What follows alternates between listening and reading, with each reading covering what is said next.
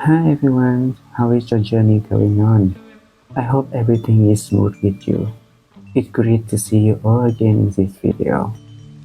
My growing journey has also been a time when I've constantly pondered the question, which is the job right for me? Before, work was just a means of making a living, something I did to earn money for personal goals. So I simply chose a job that allowed me to earn money from my passion for painting. It was a job that provided me a stable life, but I didn't realize that at some point I became caught up in the opinions of those around me. I felt happy when I could draw according to my superior wishes or create a product that pleased the majority.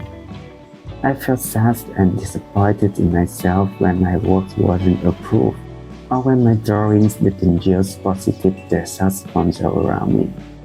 I don't know when it started, but my happiness or sadness became dependent on whether others were satisfied or not. Looking back at the works I created, it seems they weren't even my own interests at all. Thinking more deeply, I realized that my career choice from the beginning were influenced by the societal views on stability and wealth creation that I had been exposed to growing up. So views weren't wrong, as they provided me with financial security to survive, but they were like an invisible cage. Whether the stability lasted depended on whether I still fit the expectation of the observing from outside. These were survival-oriented viewpoints, so even after quitting my job and starting my own business, I was easily drawn back to the ways of thinking. Initially, I always tried to find topics that many people enjoyed or were interested in, because they were more accessible and offered better opportunities to earn money.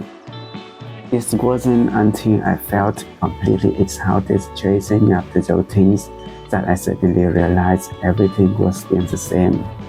Only the methods I used were different. At that moment, I truly realized that the work I wanted to do was the ones where people could see what I could do, the values I created, not the job that people would judge if I was doing good based on statistics or current trends. Like this YouTube channel, I get to do what I love, and those who connect with my work will choose to stay and continue supporting me, regardless of whether I do what they are interested in. That's also the inspiration when I decided to remake the Sailor Moon figurine this time. This is exactly what my heart desires. Just like how people remember Sailor Moon for what she did according to her past guidance, not for the number of monsters she defeated or whether she made the right decision based on popular opinion. Besides, I'm sharing my own design thesis. If you're interested and want to support me, you can visit my store via the link in the description. Now, let's enjoy this week's video.